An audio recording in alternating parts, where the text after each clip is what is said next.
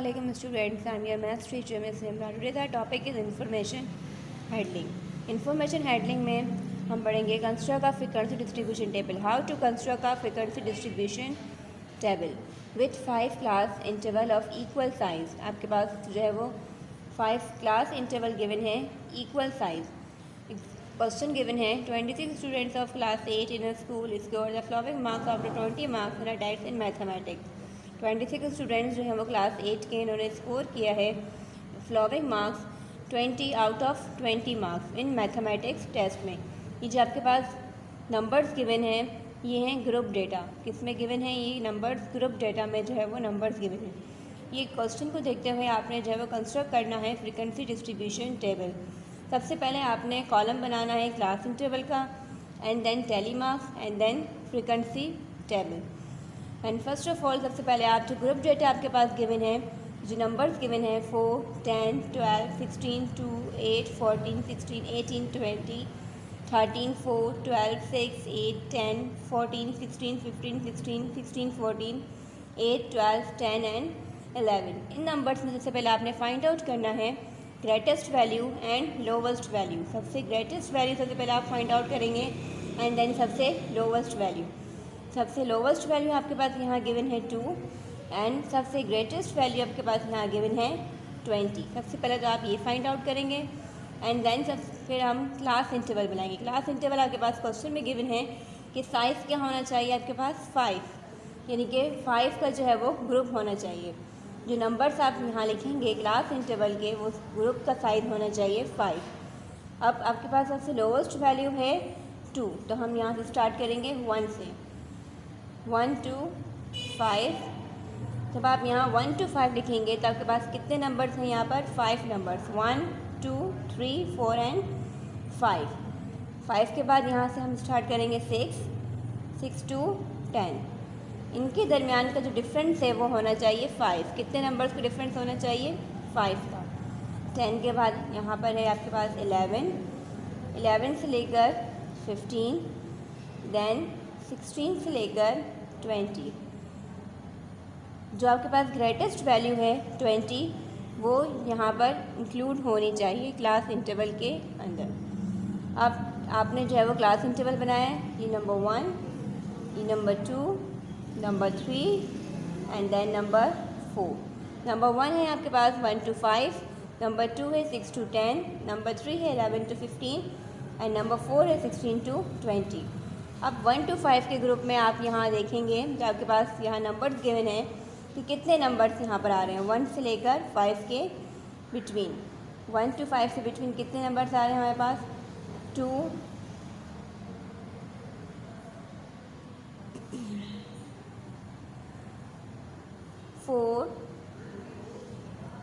4, 2 and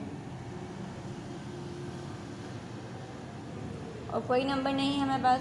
1 to 5 से लेकर कितने नंबर्स हैं हमारे पास? 2 नंबर्स हैं। एक है आपके पास 4, ठीक है, एक है आपके पास 2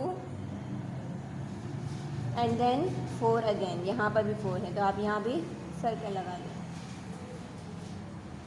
4, 2, 4, ठीक है। कितने नंबर्स हैं टोटल? आपके पास 3 नंबर्स हैं। कितने नंबर्स गिवन हैं? 3।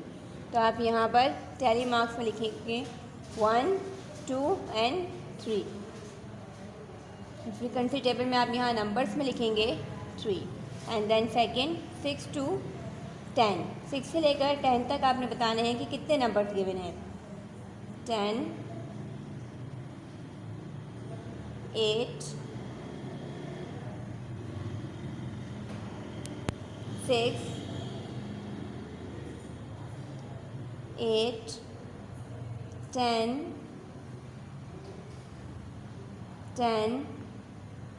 8।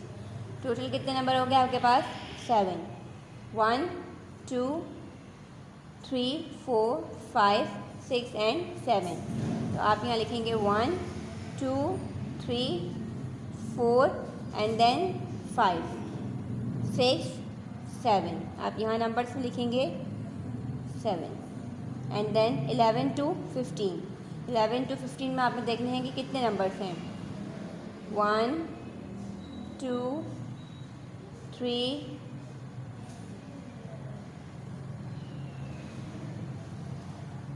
4 5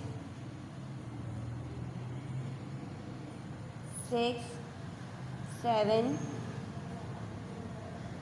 8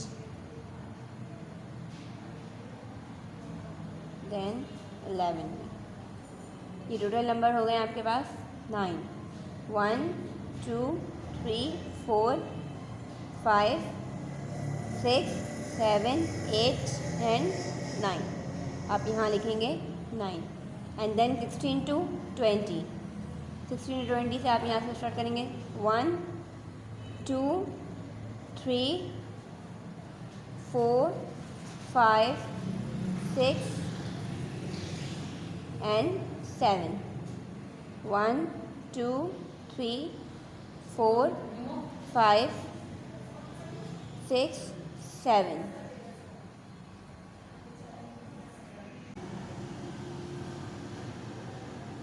और कोई नंबर नहीं है हमारे पास। 1 to 5 से लेकर कितने नंबर्स हैं हमारे पास? 2 नंबर्स हैं। एक है आपके पास 4, ठीक है, एक है आपके पास 2 एंड देन 4 अगेन। यहाँ पर भी 4 है तो आप यहाँ भी सर्कल लगा लें। 4 2 4, ठीक है। कितने नंबर्स हैं टोटल? आपके पास 3 नंबर्स हैं। कितने नंबर्स गिवन हैं? 3। तो आप यहाँ पर टैली मार्क्स में लिखेंगे 1 2 एंड 3। फ्रीक्वेंसी टेबल में आप यहाँ नंबर्स में लिखेंगे 3 एंड देन सेकेंड 6 to 10। 6 से लेकर 10 तक आपने बताने हैं कि कितने नंबर्स गिवन हैं। 10 8 6 8 10 10 8। टोटल कितने नंबर हो गए आपके पास? 7। 1 2 3 4 5 6 एंड 7। तो आप यहाँ लिखेंगे 1 2 3 4 एंड देन 5 6 7। आप यहाँ नंबर्स में लिखेंगे 7 एंड देन 11 to 15। 11 to 15 में आपने देखने हैं कि कितने नंबर्स हैं। 1 2 3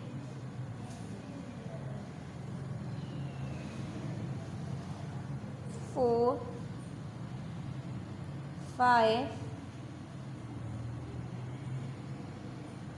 6 7 8 देन 11। ये टोटल नंबर हो गए आपके पास 9। 1 2 3 4 5 6 7 8 एंड 9। आप यहाँ लिखेंगे 9 एंड देन 16 to 20। 16 to 20 से आप यहाँ से स्टार्ट करेंगे 1 2 3 4 5 6 and 7। 1 2 3 4 5 6 7। एक्सरसाइज 12.2 में आपने फाइंड आउट करना है find the mean value of the following data. Mean value आपने फाइंड आउट करना है। ग्रुप डेटा आपके पास गिवन है 5 6 4 2 5 4 2 एंड 4। फॉर्मूला पुट करेंगे हम मीन का x equals to sigma x upon n. Sigma x की जगह पर आपने क्या लिखना है? ग्रुप डेटा जो आपके पास क्वेश्चन में गिवन है उन तमाम नंबर्स को आप क्या करेंगे? प्लस करेंगे। एंड एन का मतलब क्या है? आपके पास टोटल नंबर। डिनोमिनेटर में आप क्या लिखेंगे? Total number. टोटल नंबर कितने गिवन हैं? 1 2 3 4 5 6 7 एंड 8। तो आप डिनोमिनेटर में आप लिखेंगे 8 और न्यूमिनेटर में आप वो तमाम नंबर्स ऐड करके प्लस करके लिखेंगे।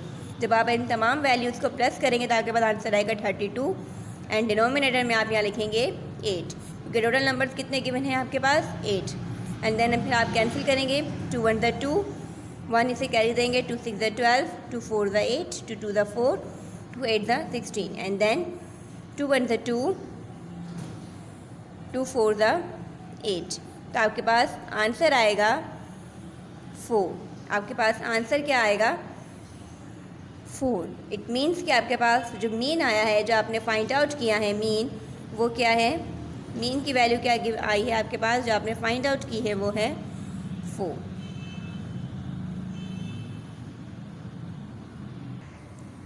Find the median of the following data. अब आपने फाइंड आउट करना है मीडियन। ग्रुप डेटा आपके पास गिवन है 2 10 6 8 9 5 3 7 एंड 4।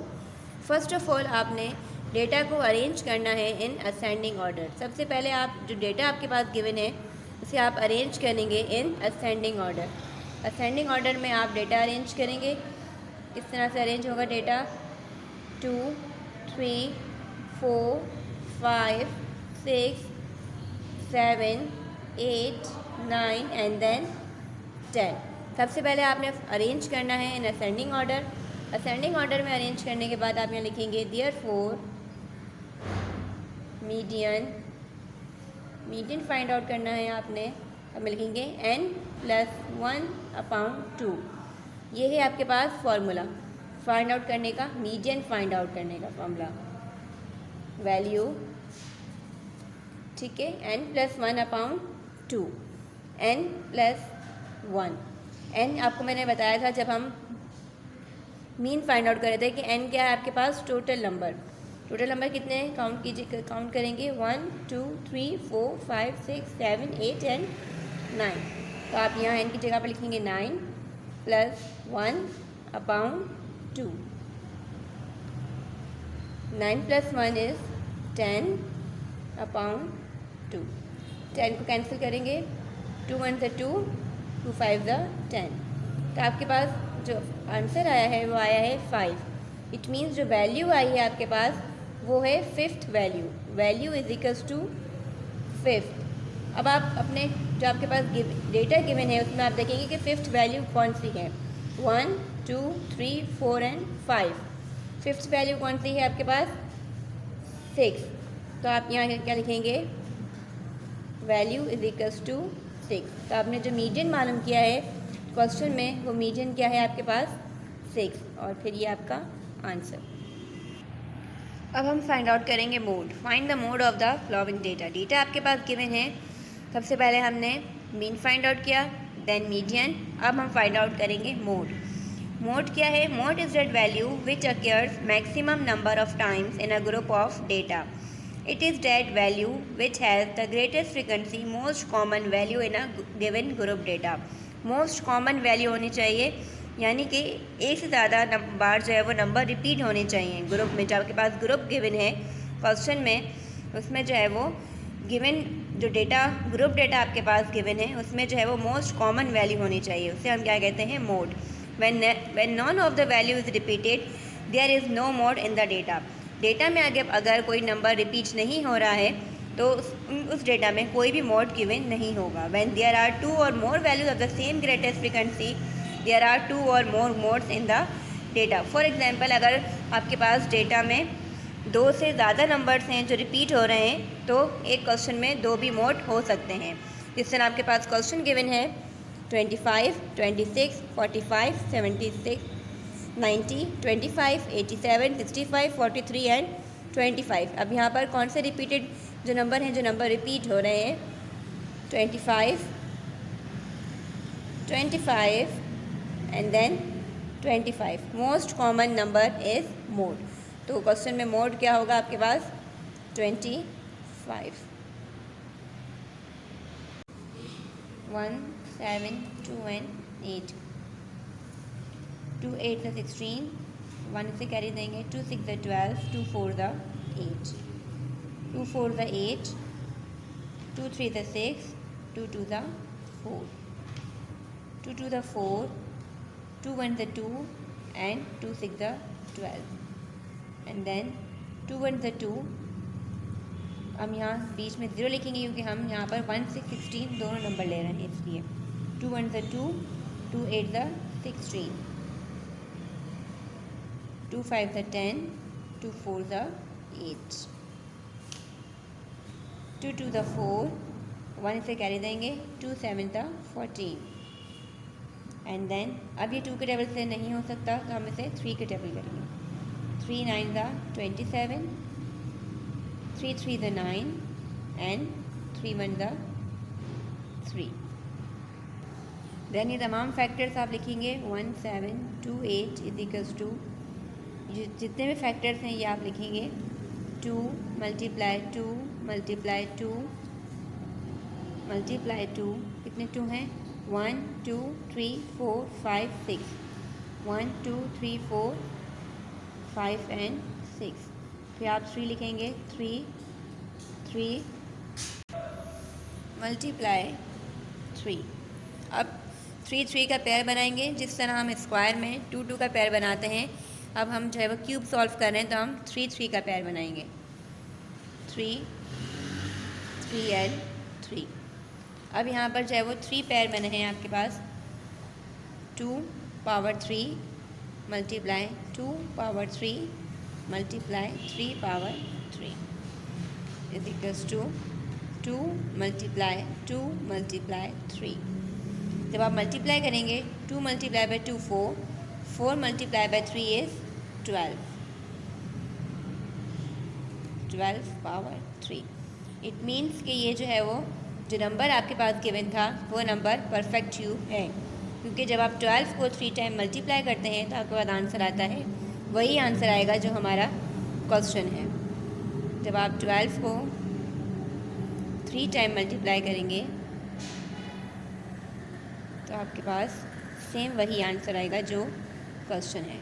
तो ये क्या है, ये वाला क्वेश्चन है परफेक्ट क्यूब। आप यहाँ लिखेंगे इस परफेक्ट क्यूब और फिर ये आपका आंसर।